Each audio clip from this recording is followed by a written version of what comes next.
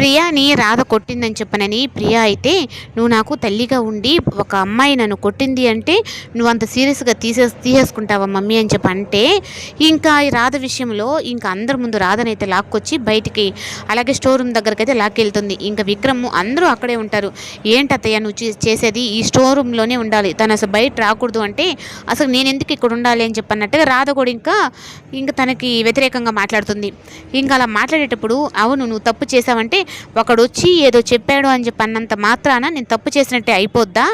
అని ఇంకా రాధ కూడా రివర్స్ అవుతుంది. అది నిజం కాకపోతేనే నువ్వు ఇంట్లో అడుగు పెట్టాలి,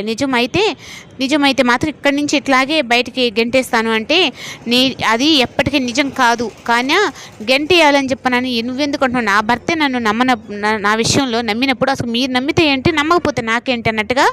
ఇంకా రాధ కూడా రివర్స్ అవుతుంది. ఇంకా ఇవన్నీ ఇంకా వారం రోజులు గడువు మాత్రమే మీకు అన్నట్టుగా చెప్తే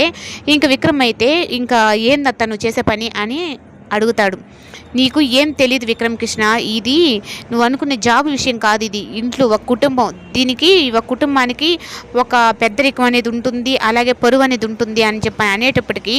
ఇంకా ఏం మాట్లాడలేక ఇంకా రాధ ఎక్కడుంటే అక్కడే ఉంటాను నేను కూడా స్టోర్ రూమ్లోనే అని చెప్పని విక్రమ్ కూడా నిర్ణయం తీసుకుంటాడు. ఇంకా అటు తిరిగి ఇటు తిరిగి ఈ రాధని ఏదో ఇక్కడ పెట్టేశాను అంటే ఆ దుర్గాగాడు వచ్చి తనని తీసుకొని వెళ్తాడు, అప్పుడు నాకు రాధ పీడ పోతుందని చెప్పని ప్రియా దమయంతి అనుకుంటే ఇంకా విక్రమ్ కూడా నా భార్య ఎక్కడుంటే నేను అక్కడే ఉంటాను అని చెప్పి అనేటప్పటికీ ఇంకా మొత్తం కథ అయితే రివర్స్ అవుతుంది. ఇంకా రాధ కూడా అయితే తనకి వ్యతిరేకంగా మాట్లాడేటప్పటికీ చూసావా సునంద, నీ కోడలు నన్నే ఎదిరించి మాట్లాడుతుంది, రేపు నిన్నైనా ఎదిరించి మాట్లాడదు అని చెప్పనని నమ్మకం లేదు కదా అని చెప్పానంటే సునంద అయితే అదేముంది లేవదిన, అవతల వాళ్ళు మనకిచ్చే రెస్పెక్ట్ని బట్టే కదా ఎవరైనా మారుతారు, అయినా మా అత్త విషయంలో నేను మంచిగానే ఉన్నా, కానీ మీరే నా విషయంలో చెడుగా మాట్లాడుతున్నారు, ప్రతి విషయం నేను మంచి చేసినా తప్పు చెడ్డ చేసినా తప్పు ప్రతి విషయంలో మీరు అలాగే ఉన్నారు. ఇంకా మా అత్త అంటారా, మా అత్త నా విషయంలో ఒక తల్లిలో తన ప్రేమను నాకు చూపిస్తుంది, కనీసం మీరు తల్లి కాదు కదా ఒక మనిషిలా కూడా మీరు నాకు విలువ ఇవ్వట్లేదు అని చెప్పని అనేటప్పటికీ